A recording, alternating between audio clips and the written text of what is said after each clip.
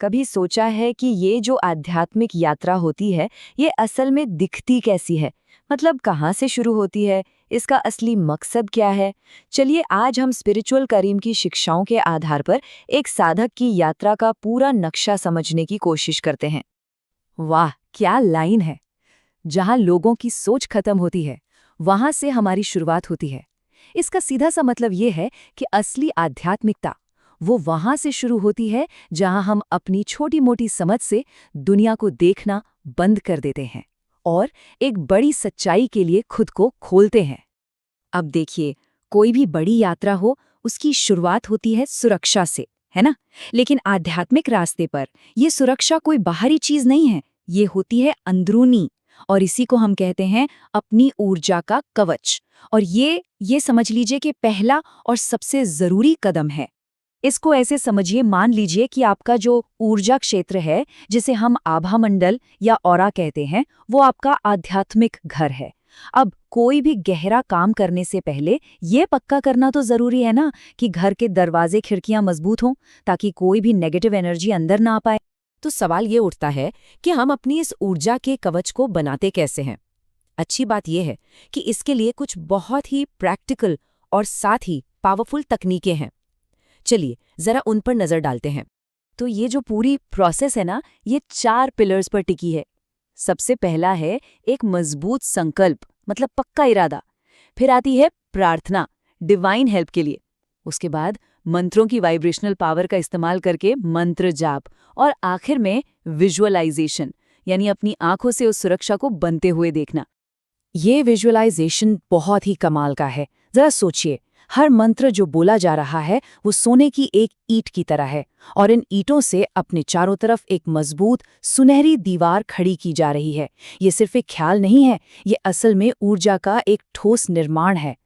अब यहाँ पर एक बहुत ही यूनिक कॉन्सेप्ट आता है जिसका नाम है त्रिलोक नगरी। इसको आप एक तरह का आध्यात्मिक हेल्प डेस्क या पोर्टल समझ सकते हैं। मतलब ये एक ऐसा सिस्टम है जहां सीधे देवी देवताओं को परेशान किए बिना उनसे सुरक्षा और गाइडेंस मांगी जा सकती है। तो ठीक है, एक बार जब अपना किला मजबूत हो गया, सुरक्षित हो गया, तो अब हम अपनी अंदर की दुनिया को एक्सप्लोर करने के लिए तैयार हैं।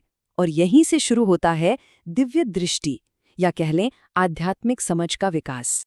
अक्सर लोग दिव्य दृष्टि का मतलब सिर्फ भविष्य देखना समझ लेते हैं, लेकिन नहीं, ये उससे कहीं ज्यादा गहरी चीज है। ये कोई एक अकेली पावर नहीं है, बल्कि ये तो शक्तियों का एक पूरा स्पेक्ट्रम है, बिल्कुल इंद्रधनुष की तरह, जिसमें एक नहीं कई रंग होते हैं। वैसे ही दिव्य दृष्टि के भी कई रूप हैं। यहाँ 2 मेन टाइप्स की दृष्टि को बहुत अच्छे से समझाया गया है। एक है भाव दृष्टि। ये वो काबिलियत है जिससे किसी के भी, चाहे इंसान हो, आत्मा हो या देवता, उसके सच्चे इरादे और भावनाएं पता चल जाती हैं। और दूसरी है कर्मिक दृष्टि, जो किसी के जिंदगी में जो कुछ भी हो रहा है, उसके पीछे के गहरे कर्मिक कारणों को देखने में मदद करती है। और ये लिस्ट यहीं खत्म नहीं होती, ये स्पेक्ट्रम और भी बड़ा है। जैसे सूर्य दृष्टि, जिससे हाई लेवल की स्ट्रेटेजिक समझ मिलती है, या फिर देवता स्पर्श दृष्टि, जिससे किसी देवता की मौजूदगी एक हल्के से दबाव या रोशनी की तरह महसूस होती है। और गुरु दृष्टि, जिससे किसी इंसान के पीछे उसके आध्यात्मिक सोर्स या गाइड को देखने की काबिलियत मिलती है। मतलब ये दिखाता है कि आध्यात्मिक समझ कितनी अलग अलग तरह की हो सकती है। अब जब किसी को ऐसी एक्स्ट्राऑर्डिनरी काबिलियतें मिलती हैं, तो उसकी जिंदगी में एक बहुत ज़रूरी मोड़ आता है। अब फोकस मैं क्या देख सकता हूं से हटकर इस पर चला जाता है कि मैं इस नज़र से दूसरों की मदद कैसे कर सकता हूं। और यहीं से शुरू होता है एक गाइड, एक मार्गदर्शक बनने का रास्ता। नीयत साफ तो मंजिल फतह। बस ये इस रास्ते का गोल्डन रूल है। आध्यात्मिक शक्तियां कितनी भी क्यों ना बढ़ जाएं, अगर नियत मतलब कि इरादा दूसरों की सेवा का नहीं है, तो फिर रास्ता भटकना तो तय है। ये स्लाइड एक साधक की जिंदगी के 2 सबसे अहम रास्तों को आमने सामने रखती है। एक रास्ता है विनम्रता और सेवा का, जो सीधा परमात्मा से जोड़ता है, और दूसरा रास्ता है अहंकार और कंट्रोल का, जो प्रसिद्धि और पैसे की तरफ तो ले जाता है, लेकिन इंसान को उसके सोर्स से, उसकी जड़ से दूर कर देता है। और यहाँ पर एक बहुत साफ साफ चेतावनी भी है, डराने वाला काम नहीं करना। सीधी सी बात है, आध्यात्मिक ज्ञान लोगों को एम्पावर करने के लिए होता है, डराने धमकाने के लिए नहीं। जब कोई अपनी शक्तियों का इस्तेमाल डर पैदा करने के लिए करता है ना, तो वो इस रास्ते के सबसे बुनियादी उसूल को तोड़ रहा होता है। और इसका नतीजा तुरंत मिलता है। कहा जाता है कि जिस पल किसी गाइड की नियत सेवा से फिसलकर लालच पर आ जाती है, तो त्रिलोक नगरी जैसी जो डिवाइन पावर का सपोर्ट होता है वो वापस ले लिया जाता है। मतलब जिस सोर्स से शक्ति मिली थी वही सोर्स उसे छीन भी लेता है। तो सुरक्षा, फिर दिव्य दृष्टि और फिर सेवा, इन सभी पड़ावों से गुजरने के बाद आखिर हम पहुंचते कहाँ हैं? इस पूरी यात्रा की फाइनल डेस्टिनेशन क्या है? और ये बहुत ज़रूरी पॉइंट है। लक्ष्य सिर्फ अलौकिक शक्तियां हासिल करना बिल्कुल नहीं है। वो तो बस टूल्स हैं, औजार हैं। असली मकसद तो है अपने कुल देवता यानी परिवार के देवता और इष्ट देवता यानी अपने पर्सनल देवता के साथ कनेक्शन को और गहरा करना।